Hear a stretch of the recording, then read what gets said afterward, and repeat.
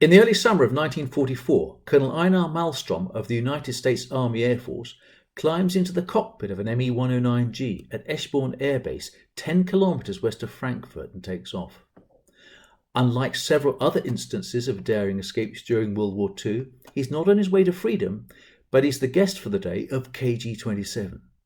So how was it that this strange event occurred at all, allowing this enemy senior officer to get behind the controls and fly a state-of-the-art interceptor in the war-torn skies over Germany? During his 58th mission on the 24th of April 1944, Malmstrom, the CO of the 356th Fighter Group, flying out of Martlesham Heath in the UK, was shot down over France in his P47 Thunderbolt. The group flew 413 missions between October 43 and May 45 and suffered the highest ratio of losses to enemy aircraft claims of any 8th Air Force group. This gave the group the reputation of being the hard luck outfit. It certainly was for the commander on that day. In the run-up to D-Day in June 44, the Allies planned to write down the Luftwaffe in the West as outlined in the Point Blank Directive, and in May alone 570 German aircraft were destroyed, which equated to roughly 25% of their total force in the span of 30 days. The Allies were not without their own losses though. In the months leading up to the invasion, the Allies lost more than 12,000 men and 2,000 aircraft of all types. After capture, Malmstrom entered the POW chain that was collecting and processing the growing numbers of US, British and Commonwealth airmen shot down over Europe in the large aerial battles from 1942 onwards. So how did he get to be flying in ME-109? Before being passed to the prison camps to sit out the war, the Luftwaffe took time to question and interrogate Allied airmen. Training had prepared them to reveal number, rank and name only, and there were instances of extreme violence and deprivation used against them. There was, however, a different approach adopted and applied by the newly appointed interrogator of fighter crew in room 47 at the Luftwaffe Intelligence and Evaluation Centre West, where new arrivals might expect to spend the first 1 to 4 weeks of their internment. Here they would meet Hans Scharf, soon to become Master Interrogator, a softly spoken man with perfect English, a former German businessman working in South Africa. Early in his service, he witnessed a particularly brutal interrogation in which a German officer drove a totally frightened POW into the corner of the room by his mad roaring. After that, Scharf said he knew how he would do the job.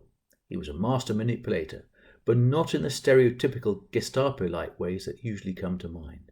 His tools were kindness, respect, empathy, and guile. Scharf liked to tell meandering stories, took detainees on long strolls in the countryside, and left them alone in his office to read US military newspaper Stars and Stripes.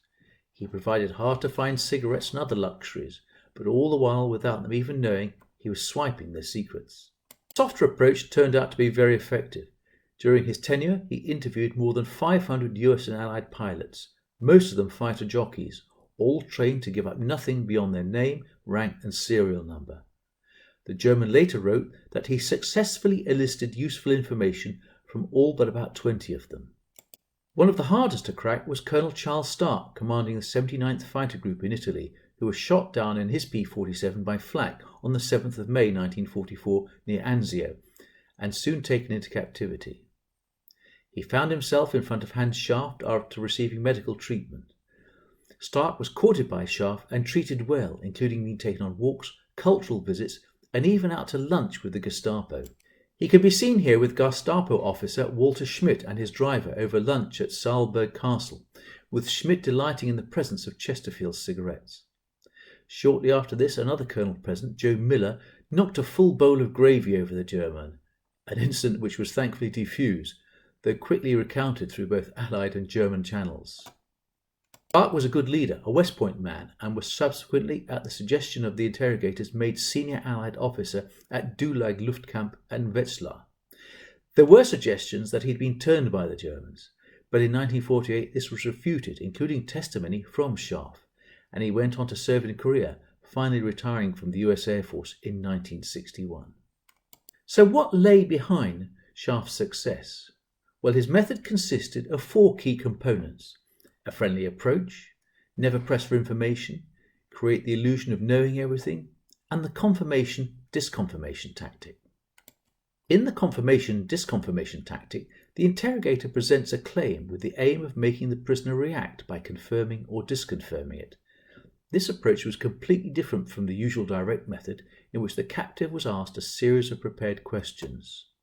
Scharf, by contrast, made claims to elicit emotional responses. More importantly, the master interrogator, it created an air of intimacy with the subject and always professed to know far more than he did. He demonstrated his knowledge by telling the captured pilots everything he already knew about them, consequently making them falsely believe that whatever they told him was already common knowledge.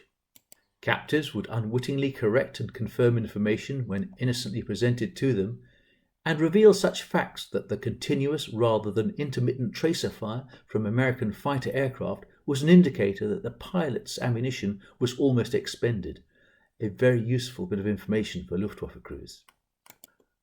The German interrogation organisation amassed and collated vast libraries of information and documentation from POWs and crashed aircraft, constantly updating squadron and group files, so they were able to pinpoint arriving flyers almost immediately.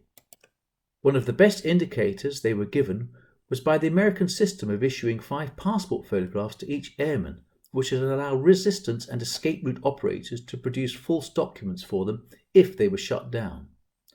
Unfortunately, the individual base cameramen in the UK kept the same civilian jacket and tie for each photograph, so by the time the flyer sat in front of Scharf, his parent unit was already identified. Scharf also liked to use the Gestapo's vile mystique as a tool. He frequently cajoled his charges with the aforementioned country strolls and pleasant environment, and then claimed that, regretfully, things would change if he was forced to hand them over to the secret police. He even offered them home-baked cakes made by his wife. The tactic invariably worked because the infamous Gestapo was a household name for almost all of the prisoners. So what happened to the colonel in the Messerschmitt? Colonel Malmstrom, having resisted the approaches made by the interrogators, was due to be transferred to the Stalag Luft system. As one of the early senior US prisoners from what was about to be described as the invasion of the fighter colonels, as Thunderbolts and Mustangs started penetrating deeper into Reich, he was something of a novelty, and Scharf helped escort him to meet some of his adversaries, the fighter aces of the hard-pressed Luftwaffe. The short commute was made in a Fieseler-Storch aircraft, which Malmstrom was allowed to take control of during the journey. On arrival at Eschborn Air Base, he was astonished to see the full-sized frontal view of a B-17 painted on the side of a hangar in the background of this picture, and used by the Germans to practice the head-on frontal attacks. The day got even more bizarre, as after meeting and being entertained by the local fighter races, he was asked if he'd like a quick circuit in an ME-109. What pilot could refuse? And after a briefing and reminding that he only had about 30 minutes worth of fuel, he took off, executed some aerobatics, and landed back safely. Malmstrom went into the Stalag system and survived the war. He was killed in a T-33 aircraft accident in 1954, approximately 1 mile west of the Great Falls International Airport. And now Great Falls Air Force Base was renamed Malmstrom Air Force Base in his honour.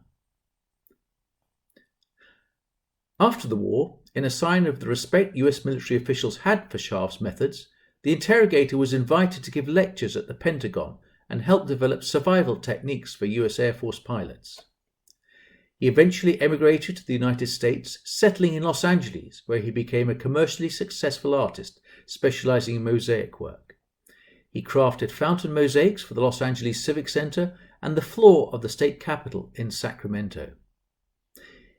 In more recent years, Scharf's technique has become the intense focus of research funded by the US government through the FBI-led High Value Interrogation Group, a task force of agents, analysts, and intelligence community officers who question suspected terrorists and other key detainees. I hope you've enjoyed this presentation. Please like, subscribe, and share, and we look forward to seeing you on the next talk.